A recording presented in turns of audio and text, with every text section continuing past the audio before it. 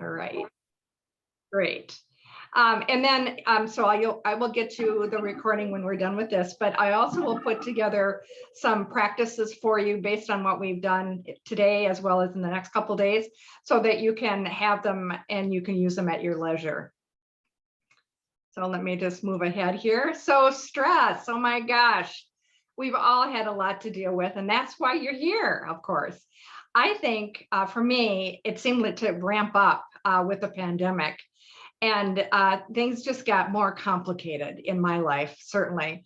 The stress response that we all have, though, is not necessarily the fault of the stressor. So we like to blame other people. We like to blame situations on what's causing our stress, but actually, that's not quite fair. We can choose how we respond to it. So it's directly related to the thoughts that we have about what's happening, not the situation itself. So compulsive thinkers, I would say that all of us are compulsive thinkers. So if someone were to ask you, who are you? Do you think that you're your mind? You know, we're all scientists. We really admire the work that we've been able to do through the years because of what's in our mind and our brain. It's really something that's very important to us. But do we identify ourselves as our mind? If we do, it has a double-edged sword, and I'll talk about that in a little bit here. So scientists think that we have about 60,000 thoughts a day.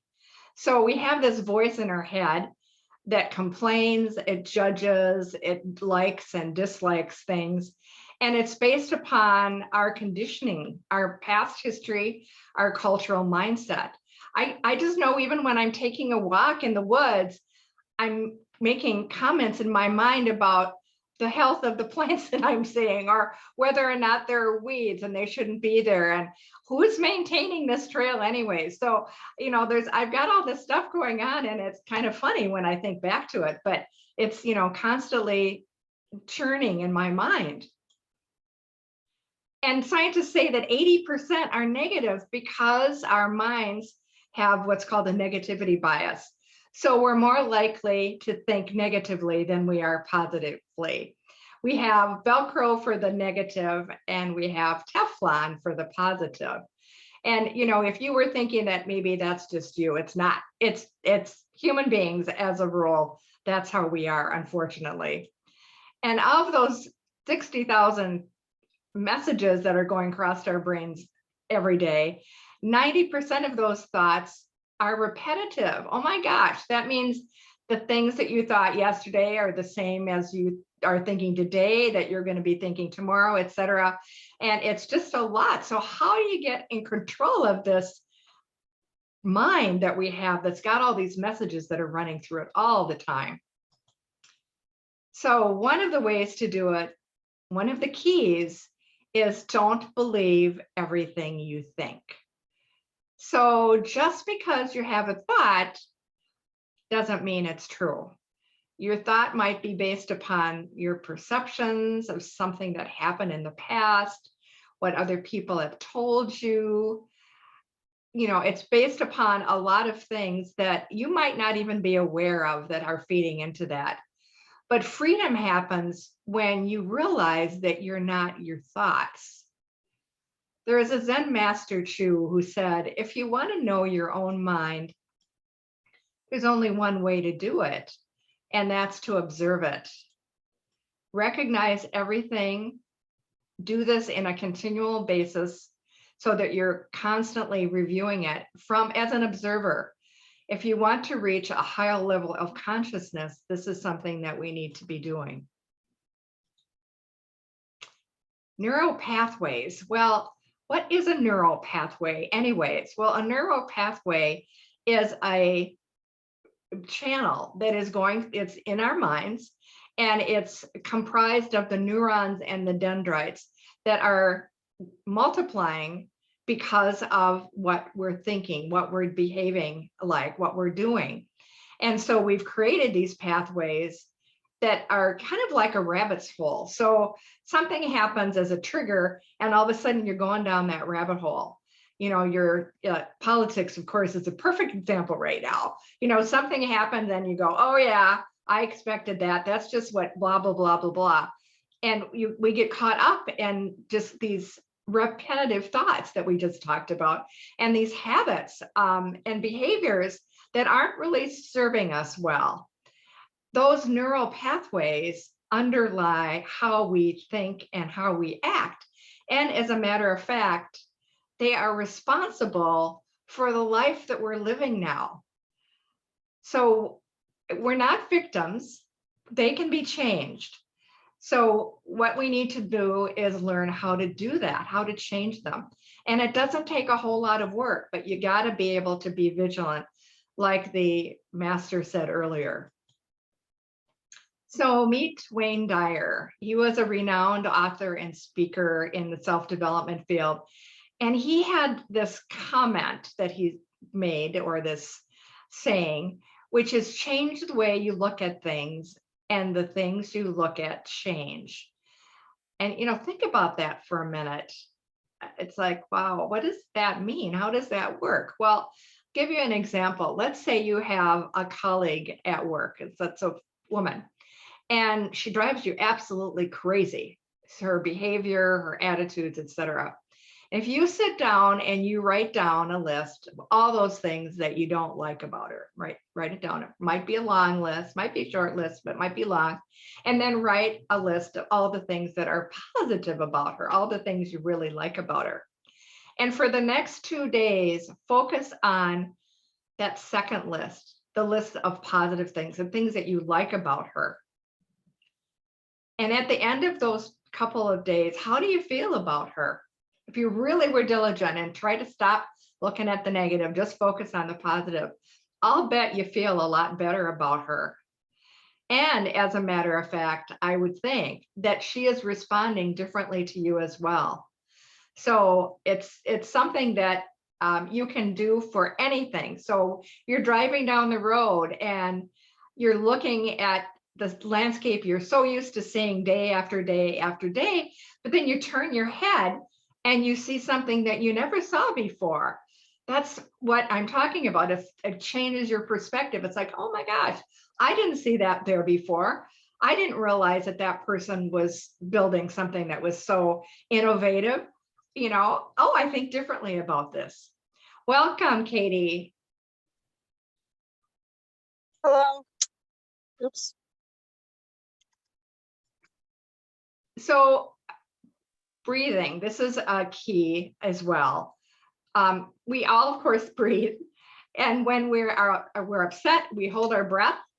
When we're excited about something, we breathe faster. But it's not simply good for breathing, maintain our life, or holding our breath, or breathing fast. It's actually the bridge that connects life to awareness. So whenever your mind becomes scattered, there's too many things going on and it's really hard to focus, use your breath as a means to take a hold of your mind. And the way that you can do that is very simple. You can start counting your breaths, breathing in and out, 1, 2, 3, 4. And you will find that your mind gets to be more focused again. So if you can't think of anything else when you can't think of anything else when you are focused on counting. It's just impossible. You can't. So that's a way, again, to quickly get you back on track. So another key that's really important, and it refers to something that I mentioned earlier, notice what you are noticing about your thoughts and your feelings. So when your thoughts and your feelings crop up, don't chase them away. Don't criticize them. Don't worry about them. Don't ignore them. Just say, oh, look at it. I'm thinking about that again. Oh, that's interesting. Just acknowledge that their presence is there. And what you can do about that is just say, okay, now how is that thought making me feel? So do I feel sad? Do I feel glad? Do I feel depressed? So do I want to stay in that reaction. Do I want to stay depressed or not? You have a choice. Again, you're not a victim of your thoughts. You can choose to change what is going on in your area. So you can choose to look at something else. If you're home, you can choose to go and play with your kids or pet the dog or pet the cat or whatever. You can change the situation and then feel how you are feeling and see how you're responding if that brings your level of sadness, if it minimizes it or if it goes away, if that's your feeling. So meet Eckhart Tolle. He's a prolific writer. He's taken from all the different major religions in the work that he does. And The Power of Now is one of his bestsellers, I think. And he basically says, the current moment is all we really have. Well, we all kind of fight against that. It's like, well, no, I mean, don't we have the past? Don't we have the future? Well, no, the past is gone. The future isn't here yet. And what we have is just this moment, this very moment. And one of the things that he says in his book is, so what's your problem right now? How about now? How about now? Well, if you're honest, you'll say, I don't have a problem right now. And what he's trying to do is get us to focus again on the here and the now, because that's all we really ever have had and will ever have. So our ego gets stuck in the past or in the future. It wants to keep the past alive because without it, who are we if we identify with our mind? In the future, the ego sees it as survival. So it's seeking fulfillment in the future. So in the future, I will be okay, I will be happy, I will be at peace. But like Eckhart said, we don't have either one. We don't have the past or the future. We just have now. So what do we need to do now to be happy and to be at peace right now? And that's by being in the moment. So Thich Nhat Hanh was a Buddhist monk who recently died and did a lot of writing on mindfulness. And he said, mindfulness frees us to live fully each moment. It frees us from forgetfulness. It frees us from being so scattered that we can't focus. If we're one with each minute of life, we are more aware. All of our senses are focused in on what is happening at the moment. We're able to use our best judgment. When we're horribly busy, which I know all of you are, if we're angry, if we're frustrated, it interferes with our focus, and we can't be as good as we want to be in anything that we do. So it's important to be conscious of each breath, every moment, thought, and feelings. So use it to bring your mind back, like I was saying before with breathing. Use it to bring your mind back. The Sutra of Mindfulness is really simply this. When you are walking, be conscious that you're walking. When you are sitting, be conscious that you're sitting. Whatever you're doing, be conscious that you're doing it in the moment.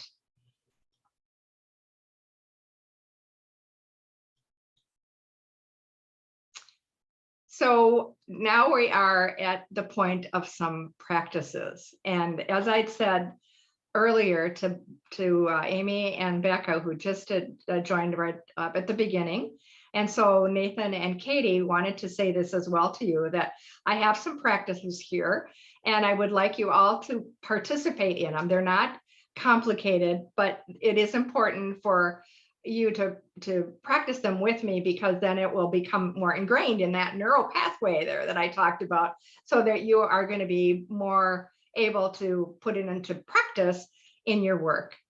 So the first one that we're going to talk about is practicing mindfulness, like Thich Nhat Hanh just said. So what I want you to do for just a moment is think about any routine that you do.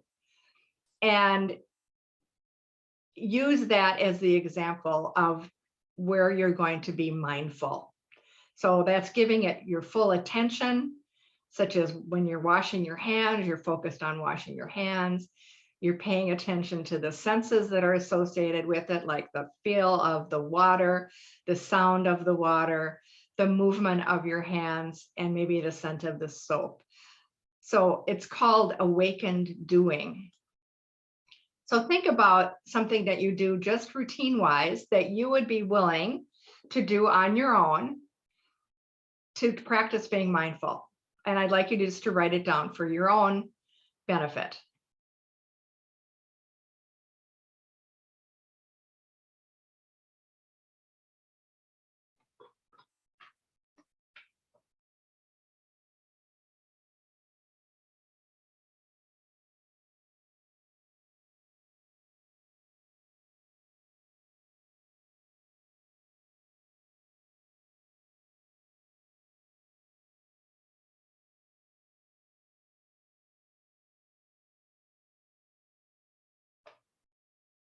Oh, okay. Thanks, Nathan.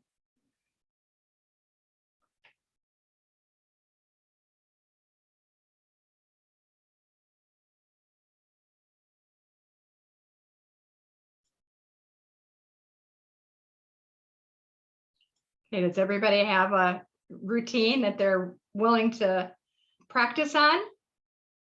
Give me a thumbs up. Okay. Okay, great. All right. So the next practice is pay attention to your thoughts. So like I said earlier, we need to pay attention to any thoughts that we have. I know you're not going to catch 60,000 who could, but pay particular attention to any repetitive thoughts.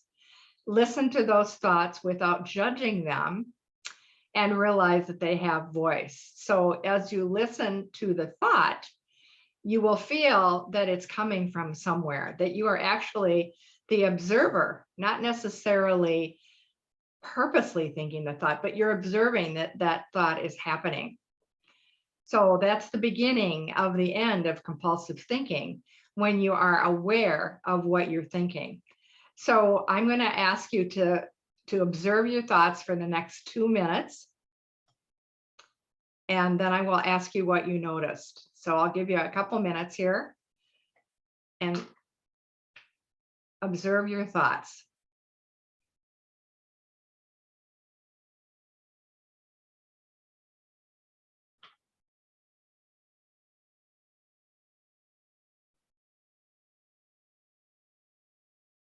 Katie is having trouble with her connection.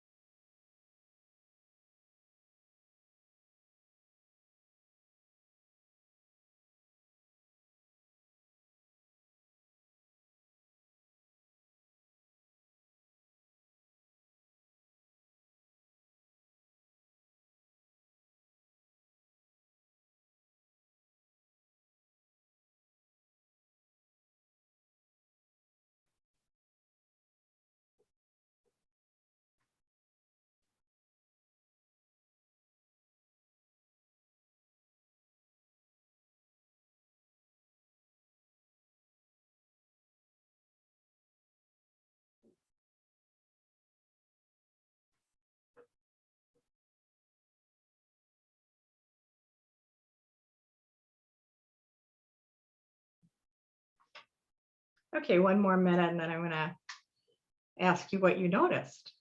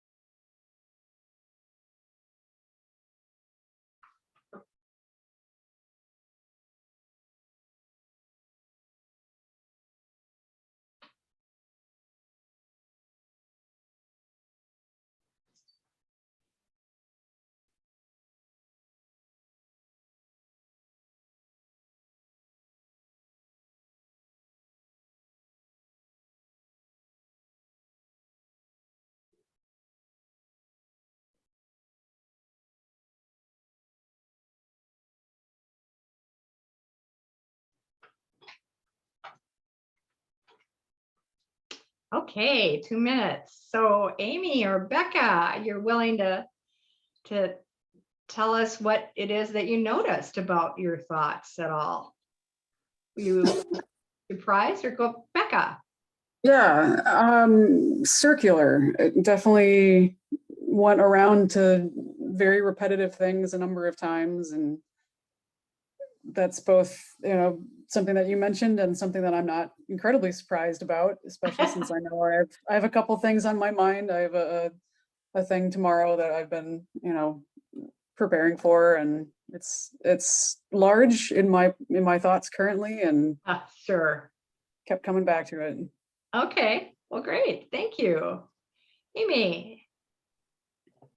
Yeah, I think I kind of kept going back to kind of my to-do list and like what I needed to be doing next and what, I'll be doing kind of right after this call and what I need to do tomorrow and just kind of running through. Yeah. So with either of you, were you surprised at what you were noticing, or is it, again, Becca, you said you kind of figured that was going to be the case, but was there anything that was surprising to either of you when you were paying attention to your thoughts? I have music stuck in my head. That's kind of a baseline, which I'm not surprised about, but interested Okay. to pay attention to it. So that's at least something, different and productive to look at. Yeah. Okay. Amy, anything else you'd like to add? No, not really surprising, I guess. Yep. Okay. Kind of Okay. like Yeah. going to the what's next instead of probably being as present as I should be. Right.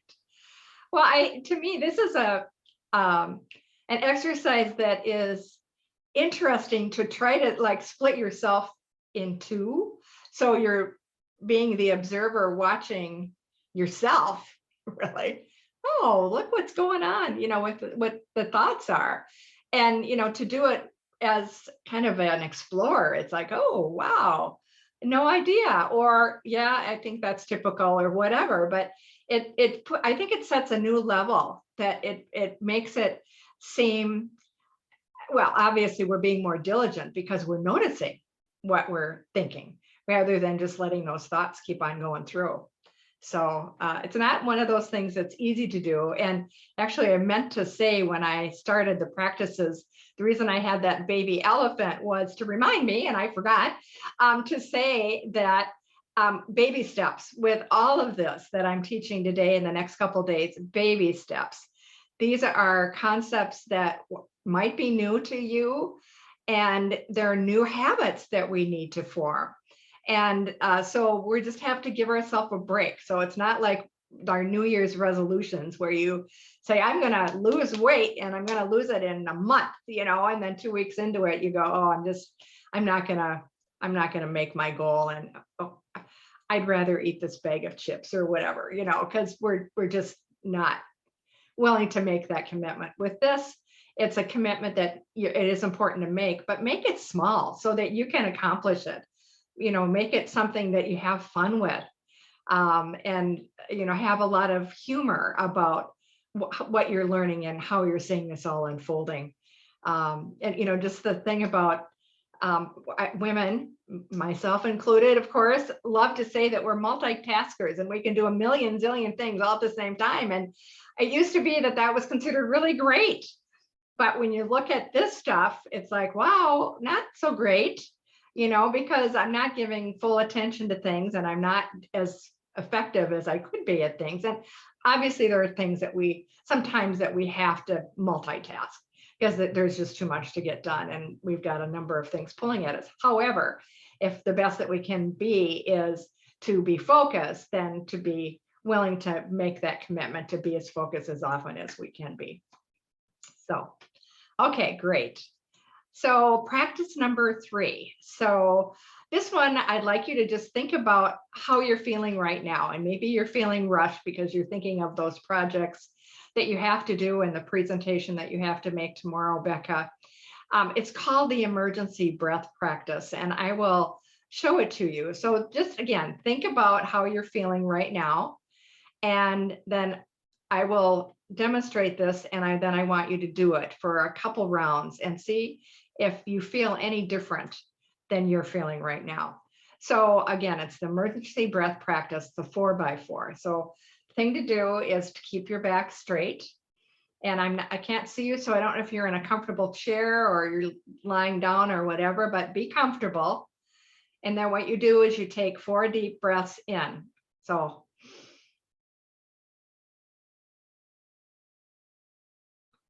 and you hold it for the count of 4. And then you release it for the count of 4. So count of 4 in, hold it for 4, and let it out for 4.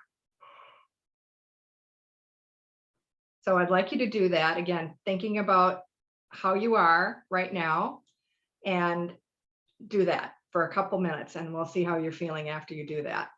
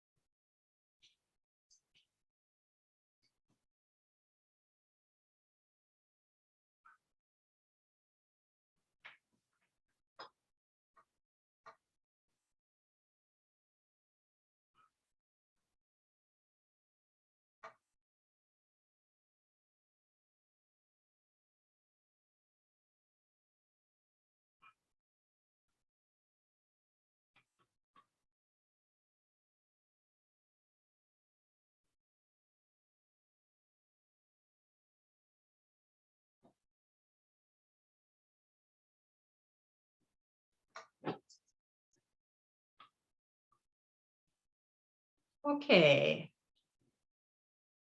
So how did that work for you both? I'd say a bit more in the moment, physically present to what's actually right now. Okay, great.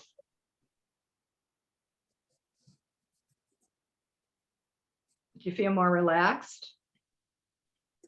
I think so. Still have a song stuck in my head, but that's maybe just there. Okay. And again, not a bad thing, especially if Yeah. I can loop that into other parts of being present or awakened doing. Yes, yes. Amy, have any comments?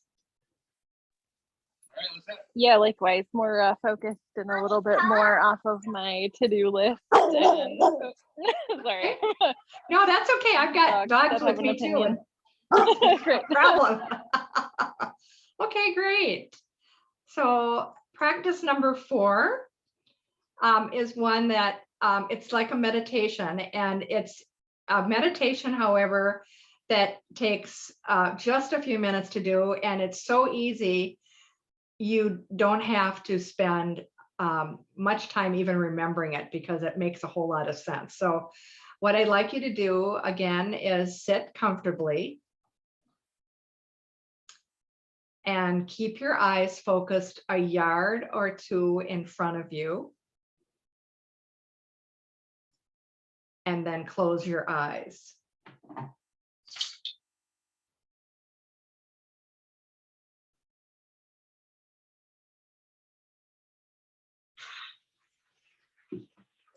Begin to follow your breath.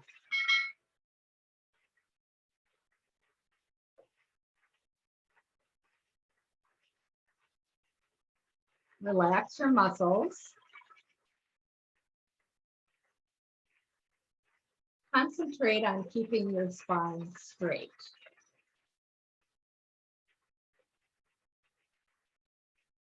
Follow your breath. Let go of everything that is in your mind.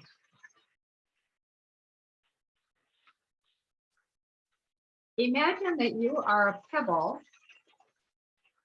that was just thrown into a stream. You slide through the water effortlessly.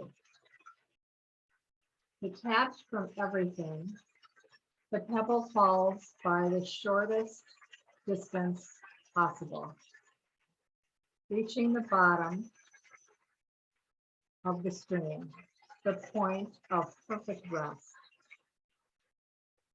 You are like the pebble which has let itself fall into the water, letting go of everything. Follow your breath. When you feel yourself resting like the pebble on the stream bed, you will feel relaxed. You are no longer pushed or pulled by anything.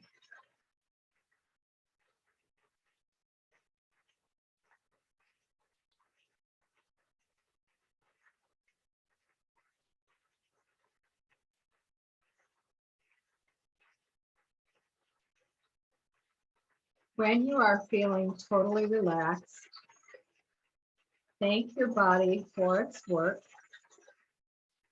and remember this feeling throughout your day. If you can, practice it for at least 5 minutes a day.